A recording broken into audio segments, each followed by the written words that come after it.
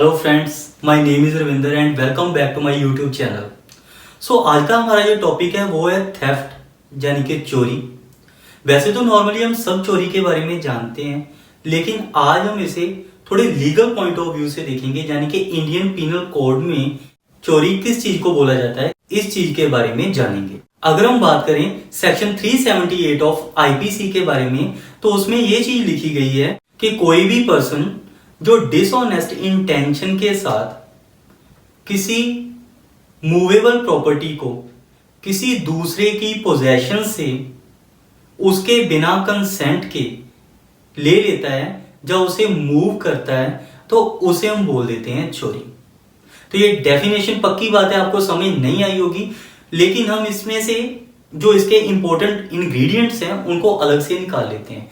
तो इनमें से जो 5 इंग्रेडिएंट्स हैं वो निकल के सामने आते हैं, जिनमें से सबसे पहले आता है डिसऑनेस्ट इंटेंशन। सेकंड है कि मूवेबल प्रॉपर्टी होनी चाहिए। थर्ड नंबर पे है कि out of possession of another person होनी चाहिए। फोर्थ नंबर पे है विदाउट हिज कंसेंट होनी चाहिए। और फिफ्थ नंबर पे आ जाता है कि प्रॉपर्टी जो है वो मूव जरूर होनी चाहिए। तो इन सभी इंग्रेडिएंट्स को हम वन बाय वन जो है वो डिस्कस करेंगे। अगर हम बात करते हैं फर्स्ट इंग्रेडिएंट की, तो इसमें है डिसऑनेस्ट इंटेंशन। इसका मतलब है कि कोई भी एक पर्सन जो दूसरे पर्सन से कोई चीज ले रहा है, उसके पीछे उसकी जो इंटेंशन है यानी कि नियत है वो डिसऑनेस्ट है, मतलब बेईमानी की नियत। फॉर एग्जाम्पल ए और बी दोनों अच्छे फ्रेंड्स हैं। ए अक्सर बी के घर पे जाता है, उधर जाके स्टडी करता है, और अगर उसको जरूरत होती है तो उसकी बुक्स जो है वो घर पे पढ़ने के लिए भी लेके आ जाता है। इसी तरह से एक दिन ए बी के घर गया, लेकिन बी घर पे नहीं था, और ए ने क्या किया, वहां से बुक उठाई और घर पे लेके आ गया। क्या ये चोरी है? और ये चोरी बिल्कुल भी नहीं है। क्यों चोरी नहीं है? क्योंकि इसके पीछे की जो उसकी इंटेंशन है वो डिसऑनेस्ट नहीं है। उसकी इंटेंशन जस्ट इतनी थी कि वो उस बुक से स्टडी करेगा और पढ़ने के बाद वो बुक वैसे ही नेचुरल रूटीन में वहीं पे वापस रख देगा। अगर हम बात करें सेकंड पॉइंट की, तो सेकंड पॉइंट में ये बताया गया है कि चोरी हमेशा मूवेबल प्रॉपर्टी की ही होती है। मूवेबल प्रॉपर्टी मतलब जिस चीज को हम एक जगह से दूसरी जगह पे इजीली मूव कर सकते हैं। कभी भी चोरी इमूवेबल प्रॉपर्टी की नहीं की जा सकती। फॉर एग्जाम्पल किसी घर की कभी भी चोरी नहीं हो सकती। सेकंड एग्जाम्पल किसी प्लॉट की कभी भी चोरी जो है वो नहीं हो सकती। कोई भी ऐसी प्रॉपर्टी जो अर्थ के साथ अटैच्ड है, जिसे हम एक जगह से दूसरी जगह पे नहीं ले जा सकते, वो प्रॉपर्टी इमूवेबल प्रॉपर्टी है।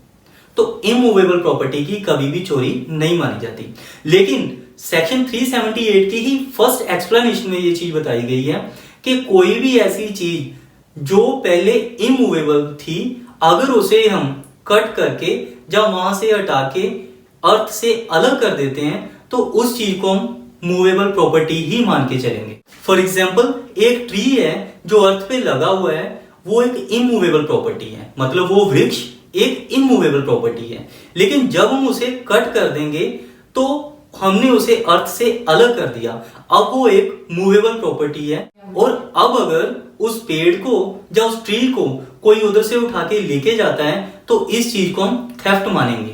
थर्ड पॉइंट की अगर हम बात करें तो वो है out of the possession of another person, यानी कि दूसरे पर्सन की पोजेशन से वो चीज ले रहे हैं। पोजेशन का मतलब होता है किसी के कब्जे से वो चीज। जरूरी नहीं है कि चोरी जो है वो किसी ओनर की चीज ही चुराई जाए तो चोरी मानी जाएगी।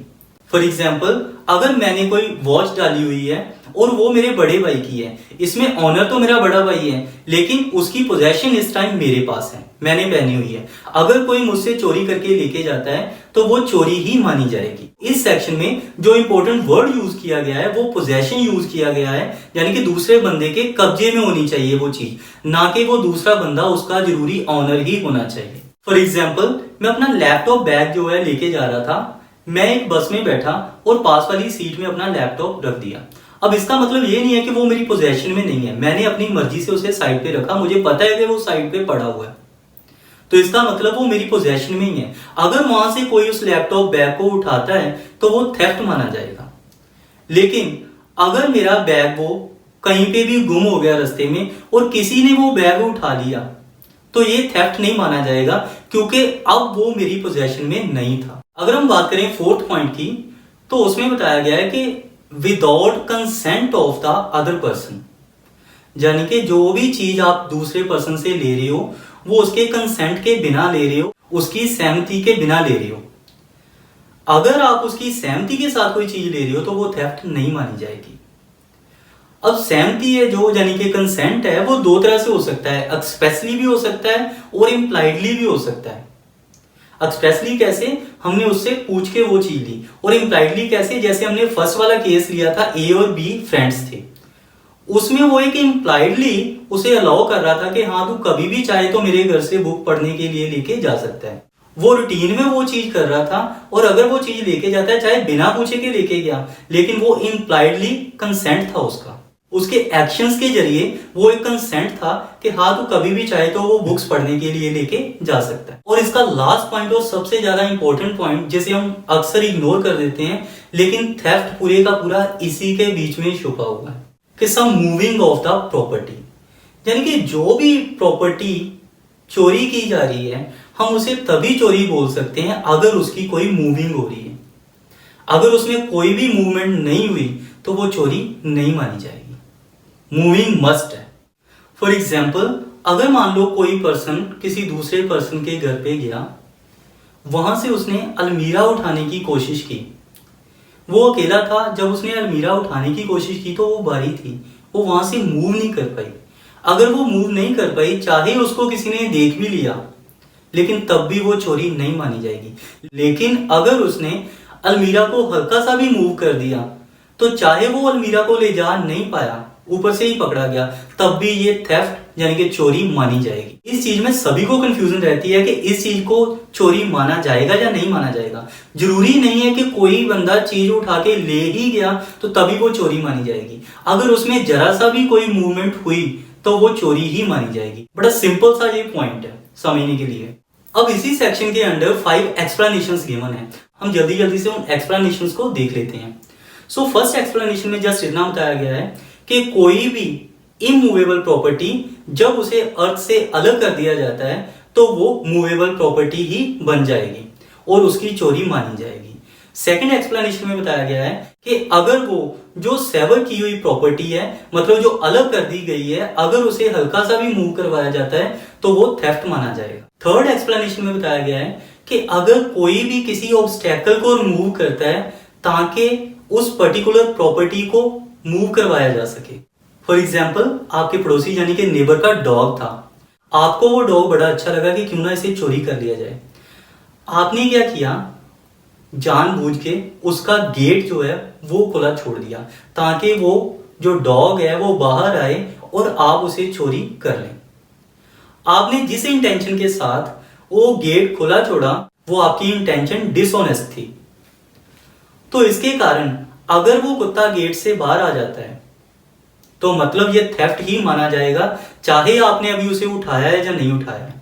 लेकिन अगर वो डॉग घर के अंदर ही रहता है, गेट के अंदर ही रहता है, तो तब ये थेफ्ट नहीं माना जाए। सो अगर हम बात करें फोर्थ एक्सप्लेनेशन की, तो फोर्थ एक्सप्लेनेशन में ये बताया गया है कि अगर कोई पर्सन किसी एनिमल को मूव करता है ताकि उसके साथ अटैच जो प्रॉपर्टी है वो भी मूव कर सके और वो पर्सन उस प्रॉपर्टी को जो है चोरी कर सके। फॉर एग्जाम्पल बात कर लेते हैं बुलडॉग की। बुलडॉग मतलब बैलगाड़ी।